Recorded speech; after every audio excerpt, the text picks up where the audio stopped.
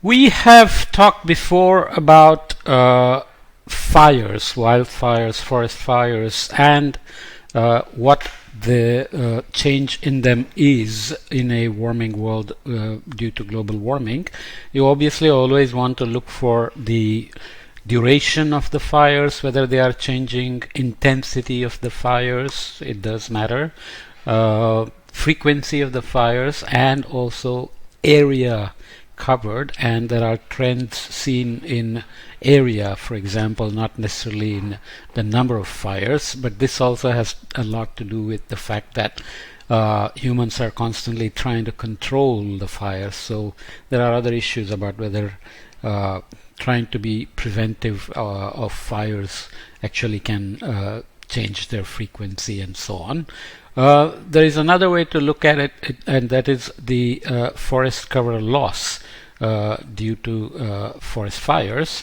And we have also talked about how just going around planting trees is not necessarily a climate solution, definitely not a silver bullet, because there are ideas of planting 1 trillion trees was being bandied around last year or a couple of years ago.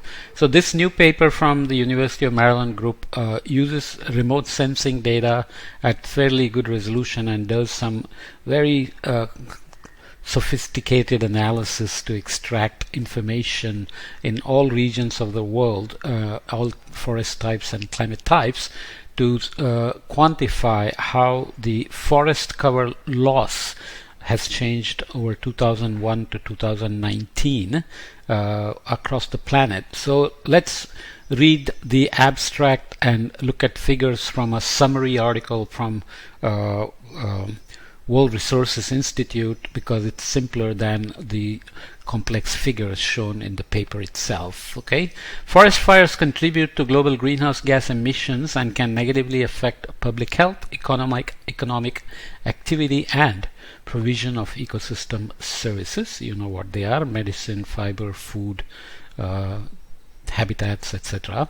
In boreal forests, fires are a part of the ecosystem dynamics, while in humid tropics, fires are largely human-induced and lead to forest degradation. So boreal forest, even lightning and so on, and the seasonality of the dryness of the vegetation can create natural wildfires, and that is part of their evolutionary strategy to experience the fire and then recoup from them and grow again and so on. Studies have shown changing fire dynamics across the globe due to both climate and land use change.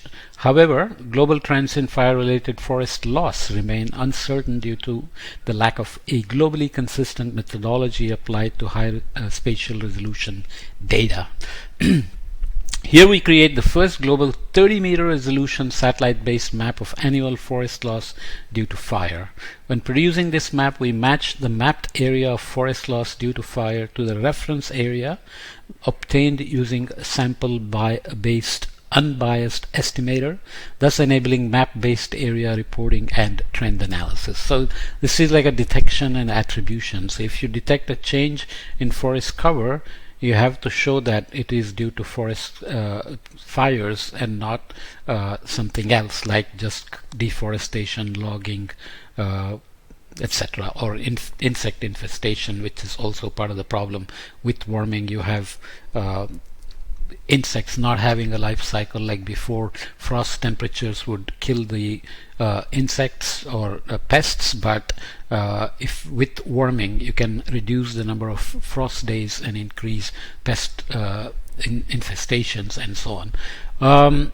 Okay, so we find an increasing global trend in forest loss due to fire from 2001 to 2019, driven by near uniform increases across the tropics, subtropical and temperate Australia, and boreal Eurasia. The results quantify the increasing threat of fires to remaining forests globally and may improve modeling of future forest fire loss rates under various climate change and development scenarios. So as we make projections for the future and we rely on renewables, bioenergy, carbon capture, sequestration, and generally maintaining forest cover reducing deforestation and forest degradation and so on. This kind of an analysis can be useful also to improve the future projections from models. So the main thing is that there is a near uniform increases across the tropics, subtropical and temperate Australia, and boreal Eurasia. Okay, so the summary figures from the World Resources Institute are nice. So this is tree cover loss due to forest fires compared to other drivers of loss during 2001 to 2021. So it's been extended a little bit here compared to the paper. So this is fire related loss and non-fire related loss, and you can see that non-fire related loss is quite significant as well. Non-fire related loss can occur from mechanical clearing for agriculture and logging, as well as natural causes such as wind damage and river meandering. The 3-year moving average may represent a more accurate picture of the data trends due to uncertainty in year-to-year comparisons, because you have things like El Nino coming and creating some wildfires, or droughts and degrading forests, creating forest loss, and then La Nina recovering it, and so on and so forth. All figures calculated with a 30% minimum tree cover canopy density, just to be sure that there is statistical significance in this. So this is the tree cover loss in hectares, and going from 2001 to 2021. And the main message is that there is a statistically significant trend in tree cover loss due to fires compared to other causes. That's main thing to remember as well. And there are of course fires and climate feedback loop that is present in the system. So you can start, let's say, from here. Carbon emissions from fires increase as larger areas burn. So let's say, based on the earlier work, you find that in a warmer world, area burned by wildfires is going up. That would increase the carbon emissions which fuel climate change and drive hotter and drier conditions. So that's the positive feedback. Hotter, drier conditions dry out the forests and make them more prone to fires. So it's not just reduced rainfall, but vapor pressure deficit created by hotter, drier conditions can dry out the forests faster.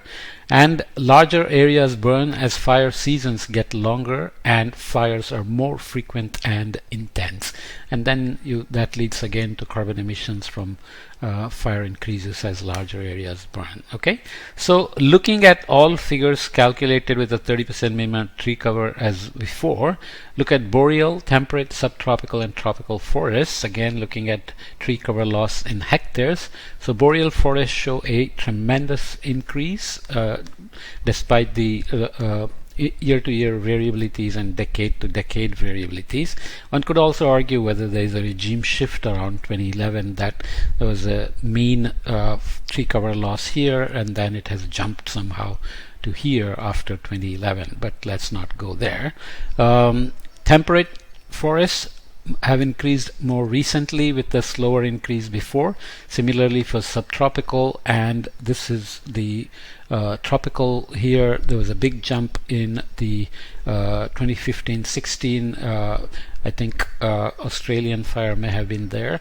Obviously it was the biggest El Nino of the 21st century so far, and it recovered, so tree cover loss went down, but in general there is a significant trend in the tropics as well. Okay, so this is just a short cautionary story that the forest cover loss happens due to many reasons, and many of them could be related to the warming, like the insect infestation that I mentioned.